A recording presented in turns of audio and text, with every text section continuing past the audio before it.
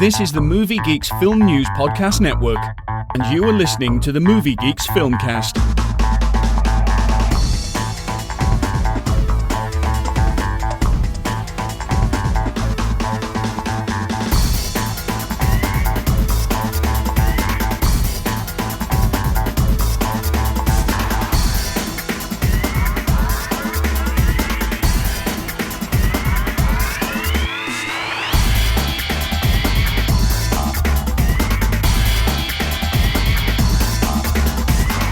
On the subject of dubious casting, let's take a little look at Jared Leto's Joker, shall we?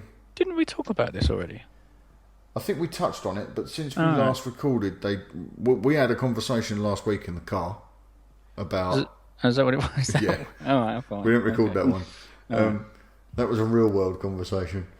But that was the morning the image dropped of the final look of the Joker. So should we do a quick round of who thinks what? Starting at the top, Andy. Starting in the A's. Starting in the A's. What do you think of the Joker, or Jared Leto's Joker? It's there's a lot of comic book stuff in there, a hell of a lot. Killing Joke, obviously, we've seen aspects of that.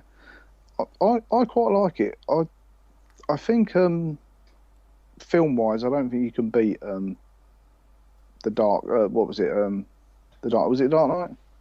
The second film. Yeah. You can't beat that for the Batman on the screen, and I think it's. But this is going to be even more out there. Yeah. You know what I mean? It's going to be out there. So, I can see him doing. I can see him pulling it off because I think he's a great actor. It's going to be a different take, but it's definitely worth seeing. Okay. And he's apparently going to be cameoing in. Yeah, allegedly. I saw a bit of that news today. Yeah. So that'd be interesting, but I'd just say I think I think he can't tell from that picture what he's going to be like in the film because they're taking that picture for publicity purposes. Yeah. So he may not be as over the top as that picture is, but I like it. I'm all for change. Okay. Steve? Well, you know me and Batman, it's all... I mean, I've got hardly any feelings. I'm trying to put the, MGFN head on and, but I've very little interest in it at the moment. And after, such a brilliant job of it that the late guy did, it's just kind of... It's not that interesting to me, to be honest. I didn't feel like won over by it, or just a bit meh, really. Yeah, well, that's a perfectly valid thing to take away from it, I would say. Paul? I don't know. The jury's out. My first impression is I think I'm rather concerned. Yeah. The thing is, the Joker, he's come in many... As much as he looks like just the Joker, Andy probably agree. I think Andy might agree with me. He always comes with he's got an incarnation based on the story he's encapsulated in. Yeah. In the Killing Joke, he's almost suave, suited.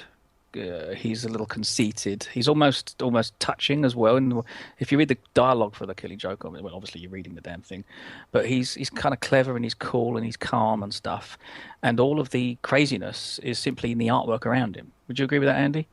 Yeah, on that one, I would. Yeah. And with the way, like the ha ha ha ha ha thing, the tattoo of it being on Jared Leto's chest, I don't like that at all. I just think it looks like they're offering us the idea that Killing Joke's coming out here, sort of thing. Yeah. But the massive point Andy touched on, the photo is probably a publicity photo. So you don't know the direction it's going in. But I don't like the big mouth on his arm. The one glove's interesting. Yeah. I'll say that. But again, what has got to be done here? It's impossible to do because we're human. We compare constantly, daily, in everything we do. You've got Heath Ledger. I'm not going to talk about, obviously, Ramiro from the Camp 60s version and so on, but you've got Nicholson and things like that. Nicholson was nothing like Heath Ledger. Heath Ledger was nothing like Nicholson, so I'm assuming Leto's going to be different again. Yeah. And we don't know what we're going to get, but if we're getting what this picture is in making impression of, I'm dreading it a little bit, and I was really excited about Leto's character. He's very good at subtle, incredibly good at subtle, and for me, Joker is subtle. He's a very calm, clever, genius, psychotic, sociopath nutter. This wild thing, I'm not sure. The teeth look crazy. The eyes are on purposely crazy. Joker doesn't need that. He doesn't need it. He's already planned what's going to do, and you'll find out when he wants you to. That kind of thing. Does that make sense? Yeah, absolutely. This one looks very affront. And I'm pretty sure. Yeah, I don't know. All will probably agree. I'm pretty sure he's not going to be going around the whole film with his shirt off. No, there's no way. No, this is staged, like you're saying. Regardless, even his face is. I don't know. Yeah, I don't know. I think you're right. I think there's an element of gothic death about it. Yeah. We're all comparing it though to Heath. Yeah. Heath, you And know. you can't. No, I'm not comparing it to Heath. Not No, at all. like unknowingly, that's what I'm doing. That's all I can do. No, Unfortunately, that's I'm not at what I keep falling back on. I said to you on Saturday, Paul, this guy is probably only ever going to be a palate cleanser for the next Joker. Yeah, possibly. Yeah. I'm comparing this to the comics. Which is what the source actually, material Andy, that's is. what I'm trying to do, because my favourite Joker, Heath Ledger's performance was amazing, but my favourite Joker is the Killing Joke. It's him and Batman talking most of the film, just facing each other talking, but it's bloody fantastic. So, and this is what I think these photographs have been about, Paul. I think it's about staging this Joker reveal to show us that that's where they're taking the tone, not just for the Joker, but for the entire project. I think that they're going to give us this Joker, who I think is going to be a cruel and brutal Joker, and not the dog chasing cars we got in The Dark Knight. yeah.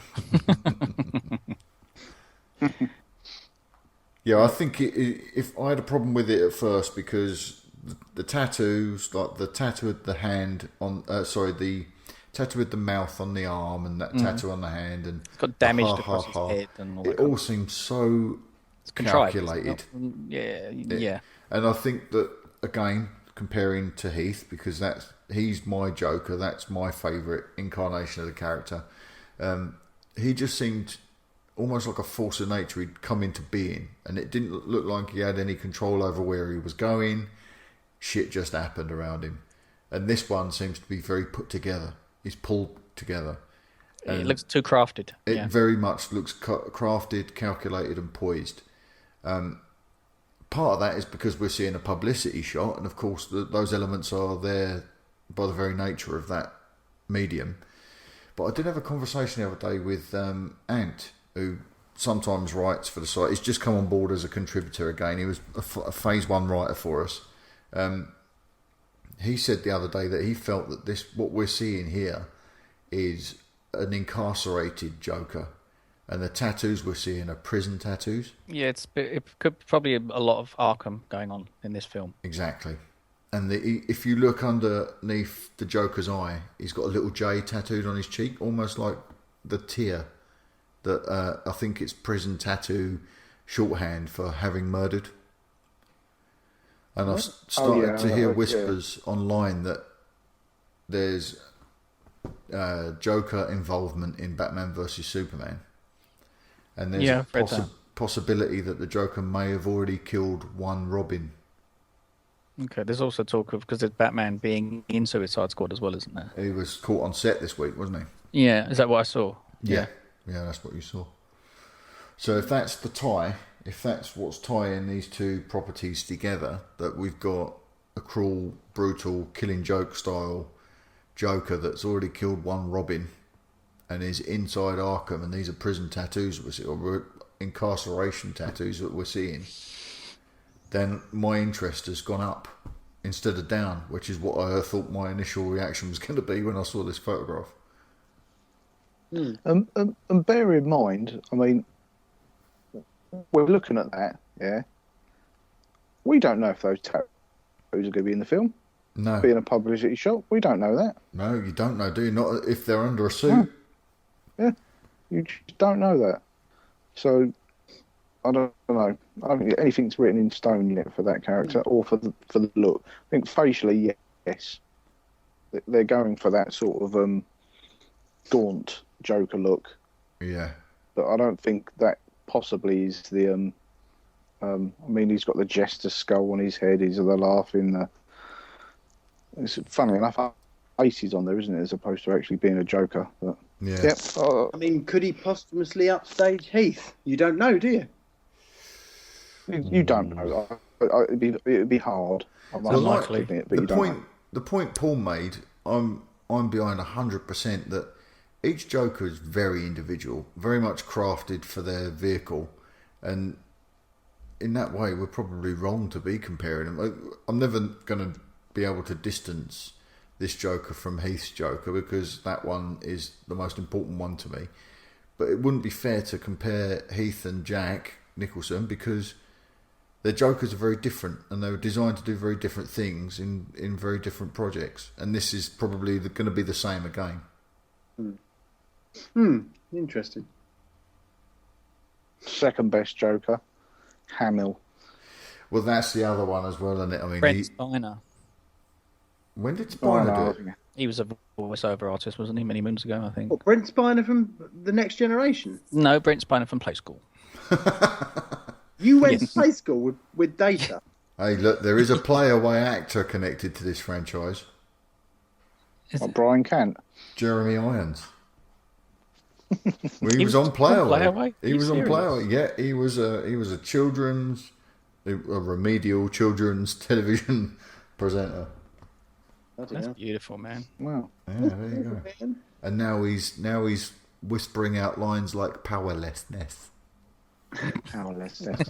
That is a crazy reading of a word. Clear Right? something up, Mark. Go on. I had it in my head. I knew there was something about Cameron's Titanic payday. Yeah.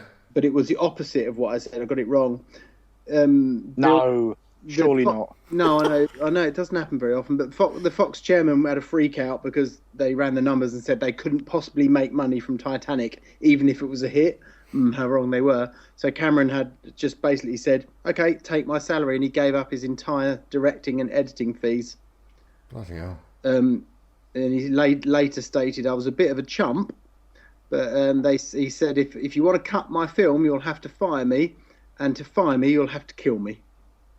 So he ended up giving up tens of millions of dollars. I knew there was millions involved. I'm not sure if he had a profit-related pay as well, but who knows? Did it make any money? Yeah, I don't know. Only it made 100 million in its first 10 days. Which Nearly as much as Cocktail, then. doesn't seem like a lot nowadays, but that was a lot then. But when It's still up there, right? Is it still up there? I don't know. What do you mean? It's 3 billion, isn't it? Yeah, I mean Yeah, the film. I know Celine Dion's the song alone went on to sell 17 million, didn't it, or something? Oh, God. When you say it's still up there, what do you mean, Mark? Sorry. That's a crime against But ears. with the top, In the top rated 10. It's still up there in the top 10. What, rated or money? Money. money. Yes. I mean, it's still number 1 and Titanic's still number 2. No, No, it's not. No. No, it's not. No, it's not. Avengers only made about 1.5 billion. Titanic made about 1.7 and Avatar made about 2.7. I'm sure Avatar's number 1 now. Avatar is number 1. I just said that. Oh, sorry. Avatar's like 2.8 billion. 2.8, just shy of 2.8 worldwide. And Titanic's about 1.7. Titanic. And Avengers about 1.5. Wow. And I'm going to go wiki now to see how close I am. Right, this isn't very clear to me. I don't know what I'm doing wrong here. What are you doing Worldwide. wrong? Avatar. It's going to be a lot. So serious. Okay, 2.7 billion worldwide Avatar. Second place Titanic, 2.2, just shy. Oh. Third place That must Avengers. be the re-release. But listen to this. Position 4. Cocktail. No, anyone like to have a serious guess? Position 4. Cocktail's in position 5. Harry Potter. No, that's just No, been the- dethroned. Oh. It'll either be Terminator? Transformers No, or Transformers is or 4 the places below Pirates. this. Bloody hell. Pirates. Fast and Godfather. Furious 7. Oh, No, yeah, that's they good. said that was busting everything, didn't they? It's just not, and it's still in theatres. How much of it is homage to Paul Walker? Well, Or is the film worth it? Is basically what I'm saying. Is it that big a film, or is it literally people are intrigued because of the poor Paul Walker situation? There's probably a bit of both. I think Right. it's impossible to tell, and it's like The that Dark makes Knight. me want to see it even less, like that he died, because I kind of brings me down thinking that, you know, oh, this guy's no longer with us. It's kind of a bit depressing, really. I don't know if I'd want to sit there and try and enjoy something that's so horrible. Well, you should though, because I mean, he put his heart and soul into it, didn't he, and built that franchise, and he would want you to see it. He, you know, Yeah. No. celebrate his life with it. Fourth place, and it's not even stopped yet. So, and it's not got far to go before it knocks Marvel's Avengers off. I'm not sure that I want to see a Fast and Furious on the #1 grossing film of all time. That is Well, if it sells the tickets, it's allowed to. It's doing the business. Someone's getting something right. Well, they ain't though, because Age of Extinction is like in the top 10, and that is It's not the anymore. worst film. It's that's not got- anymore. Let's see. Fast and Furious has knocked that down to 11th place. Thank fuck for that. There you go. It's done something for the world. I wouldn't send a sausage to the sea on Age of Extinction. I don't understand the reference. I didn't want to say. know what he's talking I didn't about. want to say lay a pipe on Age of Extinction. Oh, I got you. I wouldn't. I wouldn't. It wouldn't be fair to the turd. It's that bad. It is the worst film of all time. And on that note, ladies and gentlemen, shall we wrap it up? On the turd bombshell. Don't forget to stick around after the closing credits for Steve's Daredevil rant. It's not a rant. It is. You It's lost it. an episode 11 rant, and every other episode's been awesome. I mean, it's like a pram in the middle of a football pitch and toys all around all the outside. We're just about to watch the end of it now, so my rant will continue after I leave. Okay. Luckily, we won't Record hear your rant, send it to me, and I'll put it out as a separate podcast. Right, okay, we'll be back next week then, shall we? Yeah. Yeah, go on. Okay, everyone. Don't forget to subscribe to us on iTunes, hit us up on Twitter, Facebook, send us emails, birthday cards, cakes. And whatever you remember, want. listener, if you've got a friend, bring him along. We'd double our quota. Well, that's true. If there were 400 people listening and they bought a friend, we would double our quota. Logic, Logic. we're out. With that logic Haters. bomb. See you next week, everyone. See you later.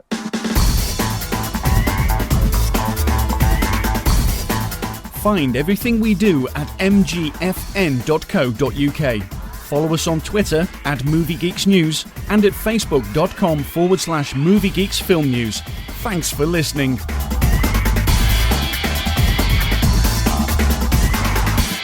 Hold that gripe. I'm recording. Never gets broken jaw, broken tooth, broken cheekbone, Because he doesn't You get know- hit there. things like He that. got pummeled to bits by Fisk, right? And within 2 days, he was out with about 97 stitches. Because he meditates. I don't give a shining Beating turd. the shit out of some. Jen, we're recording. You can't say. She's You bringing do. it back. She's bringing it back. No, you just ruined the. Even the bleep won't cover that. I can bleep it, don't worry. Don't think I can't.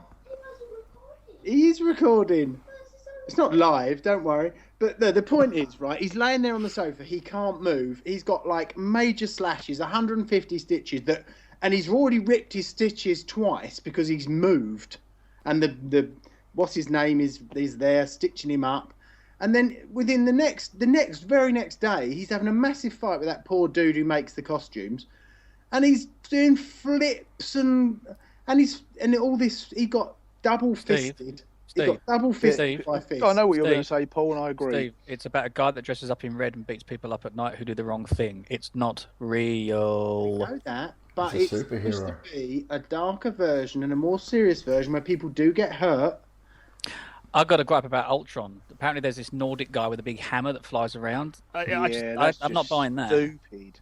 Yes, but this is different. How is it? It's not Because different. It's the same universe. It has to It's be not based on us. In order for you to get engrossed in it, and I am engrossed in it, I think it's very, very good. In order for you to get that engrossed, you have to have like there's a line of normality, and then there's a Wrong. Like stuff. football. You intertwine them. Wrong. And Loki. And I think Mark agreed. and Thanos. Right, okay. Walking Dead. Hang on, big green man. Walking Dead, Steve. Yeah, that's You but- enjoy that? You get engrossed in that? Right, I tell you, if I was watching Daredevil and things started floating across the room because they got gravity wrong, I wouldn't be able to get engrossed as it because my world, things fall to the ground. And you have to base things, you have to build foundations in shows so that you can relate to them. Don't go and see Star Wars then, I, because they've got the Force. I think In what, Star Wars, they're not getting cut with knives and stitched up. No, they made a point of saying he can't move, his stitches keep snapping. And the next day he was doing backflips and none of his stitches came out. And You don't know whether you don't know that was the next day. It was the next day. You 'Cause don't know. I've just watched the episode. Did Because you see a he's... calendar? No, we worked it out because she said I You worked it out. Huggy Bear, she said I phoned him yesterday. And she was in his apartment and we worked it all Yeah, out. that doesn't mean it still wasn't 2, 3, 4, 5 days later. She made a call to someone yesterday. I don't care if it's 6 weeks later. He couldn't do that with that amount of stitches. You're right. Don't watch it anymore. I think, Steve, I agree with you to a point. I agree that a film needs to be true to the logic that it creates. And in Daredevil, Stick did say, I don't know how far in you are, that when you meditate, Yes, that's the same episode. you can accelerate the healing. That's the excuse I used when Jen started going off about it because we were loving it until that point. It was like, hang on a minute, he's fucking just done backflips, and then he was holding his side like, oh, that chafed a bit, and I kind of leant What was on the conversation we had at the beginning of the Star Wars thing, Steve? And we all agreed on it. Paul Rocks. No, escapism. Yeah, absolutely. Everything we can pick holes in, every single thing we've ever watched, we can agree. pick holes in. But they are grounding this on reality. Except for and then Signs. taking No, reality it doesn't away. matter. Yeah. We can Except pick for- holes in anything. Except for anything M. Night makes. Yeah.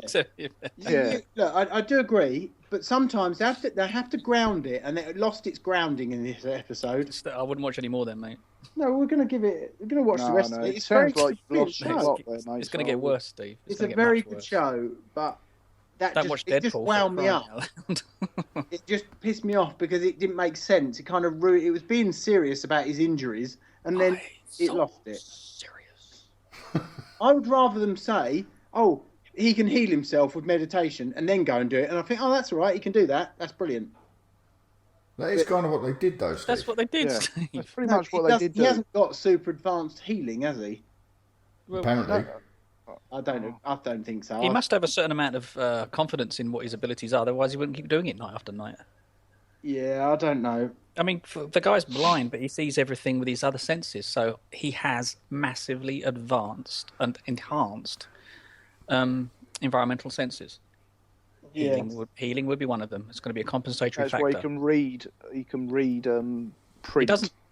And what I Yeah, want to see is just a has to be close-up, raised, doesn't it? of his wounds all healing themselves. And then I think, oh, no, that's it. They've covered that.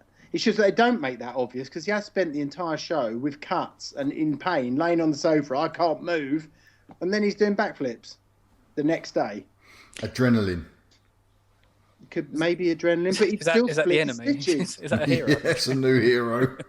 Captain Adrenaline. Yeah. It'll be at this point that I start to fade this clip out after the end credits of this podcast. I mean, let our listener decide. Send your thoughts to. Send On your a thought. postcard. It was good On a up to this postcard. point at hotmail.com. I just hope Charlie Cox isn't listening.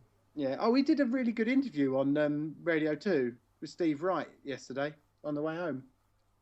It was kind of weird that he just popped on the radio. I was like, oh, that's cool. Yeah, homegrown talent again. Yeah. Well, we're taking over again, aren't we?